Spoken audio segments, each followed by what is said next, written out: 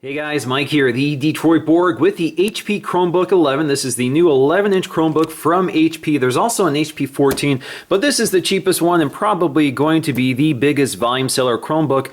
But again, this is kind of a compact, lightweight, inexpensive laptop powered by the Chrome OS. And you can see the packaging here is quite nice. Made with Google, so this was designed with Google. So HP has partnered with Google on this product. So obviously this is the product that Google wants to highlight.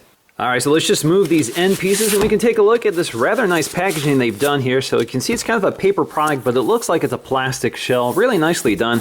You have a little wrapper here to peel off, so let's go ahead and do that. All right, on the back you can see a new type of computer, again referring to Chrome OS. And there we go, Google branding right on the packaging. All right, so I'm just gonna lift this tab here. And that removes the plastic. And you can see we have these tabs right here to cut. So let's go ahead and do that. All right, so let's go ahead and lift this lid. Pops off, and there we go. There is our HP Chromebook. You see on the inside cover, Chrome. And there it is in its sort of cradle here with this little plastic handle to pull up to free it from its packaging. So there you go. It actually reminds me a lot of the plastic MacBook, the regular MacBook that was discontinued last year. It looks very sharp. Now on the inside we find pretty basic literature here. So hi there, let's get started. All you have to do is turn on your Chromebook, pick your wireless network, and sign in with your Google account or create one. On the back, we have some of the apps that are available with Chrome OS. So we have the web browser. Obviously this is a computer powered by the Chrome web browser. We create a new document so you can author documents on this. You also have video chatting, music, you have Google Drive for offline storage. We also have instruction manuals built into the OS, and we have an app store for the Chrome OS. Now on the inside we'll find our wall charger, and something very interesting here is the fact that this is powered and charged by micro USB. So you can charge your laptop with micro USB. So you can see our power adapter here. You can peel this open to reveal it. So there we have it. We have the power adapter in kind of this matte black finish. Now we also have this quick start guide. Just tells you a little bit about setting up your Chromebook for the first time, how to charge it, what the buttons do, that sort of thing, and we're going to explore some of that here. All right, so let's go ahead and unpack our HP Chromebooks. We have this little sleeve here that peels off. The envelopes should slide right off, or it's going to be stuck to the rubber on the inside here. So let's go ahead and break this open. All right, slides right out. All right, so let's go and take a look at the design. And as you can see, to me, it looks a lot like a plastic MacBook. It's got that same sort of rounded edge to it, both on the lid as well as the bottom here. You can see the front has more of a taper toward the front. There is no thumbnail port to lift up the lid, so it kind of feels a little hard to get in there to open up the lid. Not too bad. Along the back, you'll find that chrome strip. This is a design feature that we saw with the Pixel. Now, in this case, it's just backlit. It's backlit by the backlight of the display, so it doesn't have its own LED row in here like you got with the Chromebook Pixel. Along the side, you'll find your two USB 2.0 ports, no USB 3.0 ports in this case, like you got with the Samsung Chromebook. You also have your headphone jack, your micro USB charging port, along with an LED indicator up there. Amber for charging, green for fully charged. You also see your hinge here, which again looks a lot like a MacBook. So it's almost the full width of the back. And you can see we have that space here for operating the hinge. There are no vents or fans in this design, so it's a pretty quiet laptop. Along the bottom, you'll see the foot. So this is the rubber foot, and as you can see, it's color keyed or color matched to the sort of accent color that's also around the keyboard, which I'll show you. Now these are Google colors, so we have blue, green, yellow, as well as red. You also have the black version, so you can get an all black model if you prefer something like that. Down here you can see made with Google with HP branding. Now, if you look along at the bottom, you'll find there are no screws here, so it's a pretty seamless design, but this back panel can come off, but it's not really meant to be pulled off by the user. This is a magnesium chassis behind this plastic, so there is a metal chassis behind this plastic which supports all the components inside. All right, so let's go ahead and lift our lid here. We should find a piece of paper protecting the keyboard from the screen. So we'll remove that here. Looks like it's tucked into the hinge. There we go. Now on the inside we'll find our blue accent color framing the keyboard. Now the speakers are behind the keyboard, so you don't see any grills or vents or anything like that. We find our multi-touch trackpad here. You see that the surface, the palm rest surface, is a smooth glossy plastic. Now taking a look at our display, you can see it's framed in this sort of matte plastic, and that really was the first thing that jumped out at me, was the fact that we have this sort of low-grade plastic surrounding this glossy display.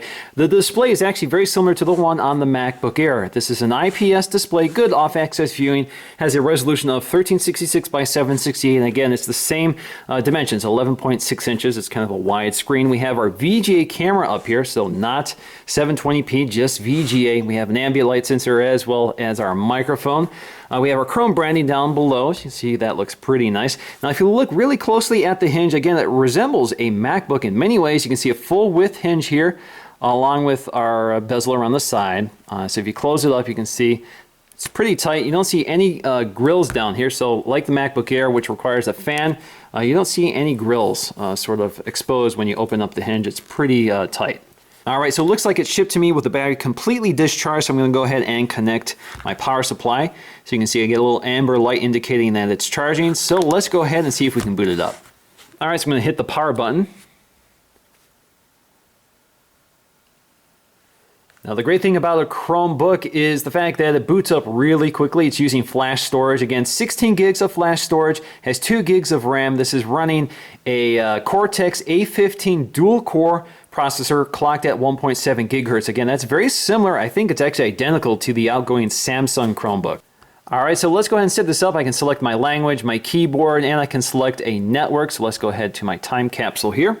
Now, Chrome updates will automatically be installed when you set up your laptop for the first time. All right, so the next thing it wants me to do is choose a picture, and I can see that the picture from my Google Plus profile is already here, but I can go ahead and take a picture right now if I prefer, but I'm just going to go with that one. Click OK.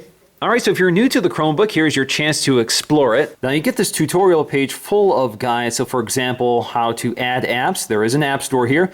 How to work offline. So you can work offline, although this is still pretty dependent on internet access. So you can edit documents offline, you can read email offline, but most things require online access because you're using a web browser.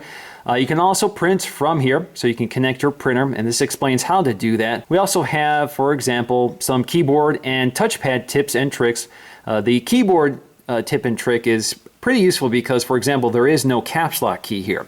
So if you're not familiar with Chromebooks, in order to enable caps lock, you hit the Alt search buttons, as you can see right here. There's some other tips here as well, such as taking screenshots or taking partial screenshots, because you don't have something like print screen and other keys you're used to on Windows or Mac laptops. All right, so let's go and take a look at the basics of using your Chromebook. So in the lower right corner, you'll find your time, your wireless status, your battery, as well as your account information. If you click on that, you get to more settings. So you can see a quick view of your account. So you could sign out and sign in as a new user, which will transfer their account information to this computer. You also have your wireless status, so it takes you to your wireless. So you can sign into a different account. Your Bluetooth, so you can enable Bluetooth and attach accessories like a Bluetooth keyboard. You have your volume controls, as well as your settings. So if you want to go to your settings, just hit that. It takes you to your full settings page, and as you can see, it takes you to the web browser. So again, this is Chrome. It takes you to the Chrome browser, and you can see it's a tab and everything, and you can see all your bookmarks have synced across the top up here as well. So all I had to do was log into my Google account, and everything is here.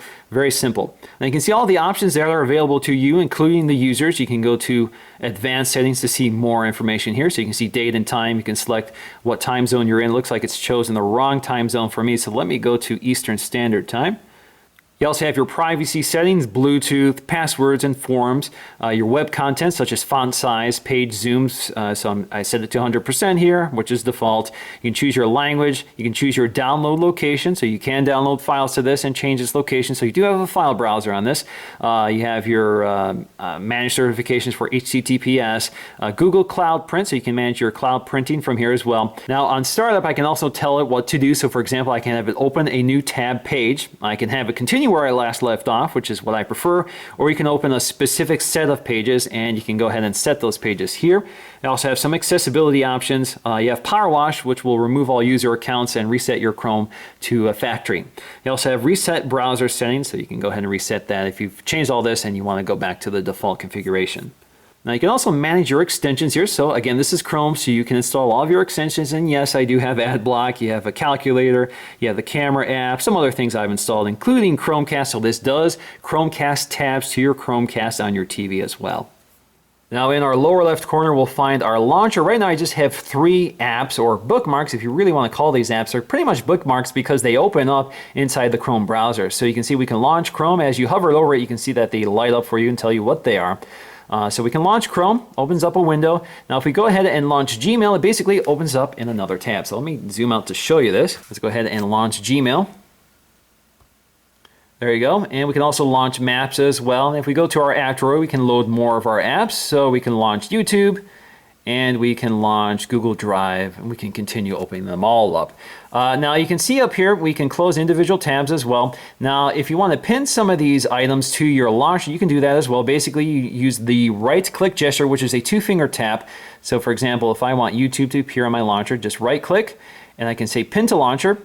There it is. Now it's in my launcher. I could also have other options here. So for example, I could have it as a pin tab. I can open it up as a separate window, or I can open up maximize. So all of these are options which you can select, and they stay fixed no matter where you are. So for example, if I select open as maximize, every time I open up YouTube, it will maximize the window. So let me go ahead and close this tab for YouTube.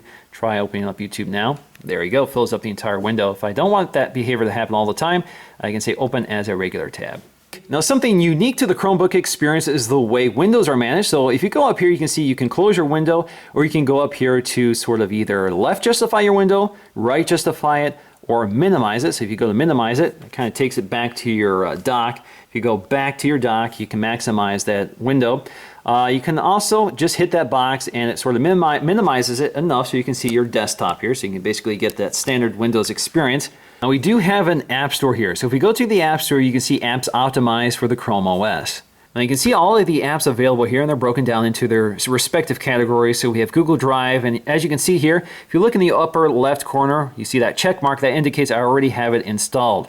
So you can see other things I haven't installed, including Outlook. So there is an Outlook version for Chrome OS, Spotify, Sumo Paint, Kindle Cloud Reader. You can see lots and lots of things here optimized for the Chrome OS. So let's go ahead and install something here. Let's go ahead and use Gmail offline. So there is an offline app for Gmail, which I haven't tried yet. So let's go ahead and install that. So we're going to confirm that, add.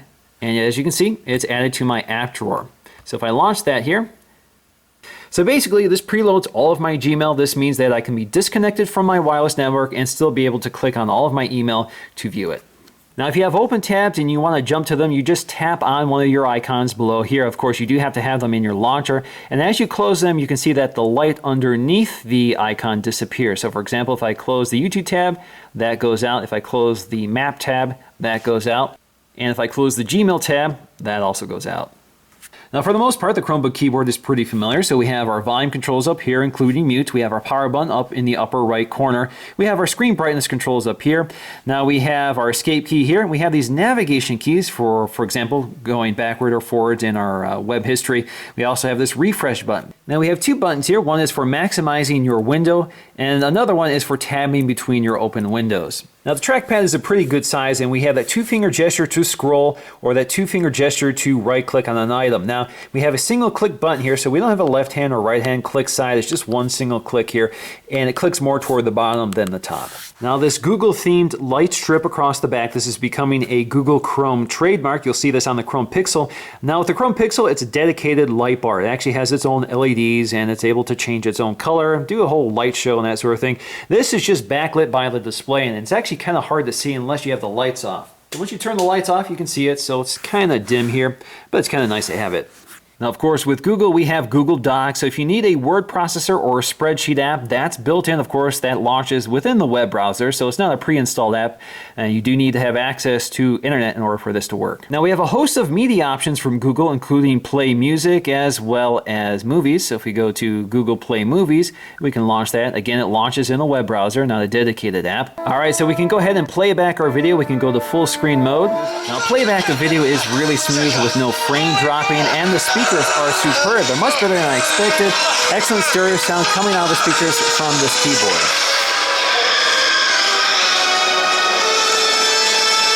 All right, so let's go and take a look at the performance of the web browser. Now, of course, this is Chrome, so it does have Flash, so you can use Flash on this laptop. All right, so I've loaded the version. As you can see, performance isn't the best here. You don't see a lot of checkerboarding, but you don't see really smooth performance, but it really gets the job done, and it's kind of similar to the Samsung Chromebook. So, for example, we can click on one of these videos, play back the video in the browser. So as you can see, that video playback is sort of slowing down performance. Let's go ahead and maximize this and see how it looks. Purge oven, I guess you want to call it. So playback is pretty smooth here. I don't see any frame dropping or performance issues in any way. Because the rivers were... The 11-inch Chromebook is actually similar in form factor to the 11-inch MacBook Air. They even have the same screen resolution, but of course the MacBook Air is made out of aluminum, has a much larger solid-state hard drive, has a 720p front-facing camera versus the VGA camera here, has a full backlit keyboard with a glass trackpad. This is all plastic, of course, and does not have backlighting. Neither computers are touchscreen, of course, and as you can see, if you tilt the screen down, this gives you an idea of the off-axis performance. Now you can see there's more glare here on the 11-inch Chromebook versus the MacBook Air, but the MacBook Air has worse off-axis viewing because it's using a TN display instead of an IPS display. So actually, I think this display looks better. It's not as bright as the MacBook Air, so I have the screen at full brightness here. Same with the MacBook Air. You can see that the MacBook Air is still a bit brighter. Now this keyboard actually feels pretty good. It feels pretty rigid, pretty solid, but it does kind of bottom out a little harshly. It doesn't really have a nice spring to it. So when you're typing, it doesn't really feel as high quality as, again, something like the Chromebook Pixel or the MacBook Air. Now there is one Achilles heel for the Chromebook 11-inch, and that is battery life. So we can expect about 5 hours of battery life out of this. Now something like the MacBook Air can get about 9 hours thanks to Haswell processors. So this definitely doesn't have the best battery life, and for a lot of people that may not be good enough. Now the other limitation here is you only get 16 gigs of onboard storage, but when you purchase a Chromebook, you do get, for 2 years, 100 gigs of Google storage. So you can use cloud storage in lieu of onboard storage. Now, of course, we do have two USB 2.0 ports here, which means that you could use an external hard drive if you prefer. Now, in terms of the quality of the construction, it's definitely not a high-end laptop. And for example, you can kind of bend it, so it kind of flexes and bends. It's not a rigid laptop. And you can kind of feel that the hinge around the display is a little loose, kind of creaks and that sort of thing. So it doesn't really feel like a quality laptop. But again, you're paying $279. But the display is beautiful. I really like the display. I'm actually surprised by how good it looks, especially if you're used to a MacBook Air, which is a high-end laptop, but doesn't quite have the off-axis viewing or the deep contrast level of this display. It's not as bright, but it's definitely a pretty good display. Of course, it has that VGA camera, which is pretty mediocre. You kind of expect 720p this day and age. The keyboard is not backlit, which I didn't expect, but it would be nice. But I think a white keyboard makes it a little more visible. That trackpad feels pretty nice. It does feel a little stickier than something like the Chromebook Pixel or the glass trackpad on the MacBook Air, but it does a pretty nice job, and it's pretty responsive. You can see this glossy finish along the side, which doesn't feel great in your palm, but it's not too bad. And the design is really nice. So for example, when you close it up, I really like the seamless design, no screws or anything like that. Again, it resembles the MacBook from a few years ago, that white MacBook. It had that nice long hinge with that ventless design, so it doesn't have any fans, so it's a completely quiet experience. And it's a really nice, cheap laptop that gets the job done. But of course, you do have to work within the limits of the Chrome operating system. And it gets better every day, but certainly isn't for everybody. You can't install certain games. You can't install certain apps. You do really have to be able to work within the limits of a web browser. So that's something to keep in mind. But otherwise, if you're in the market for a Chromebook, I see no reason not to take a look at the HP Chromebook 11. So that's going to do it for me, guys, in this video. Thanks for watching, and I'll see you again in the next one.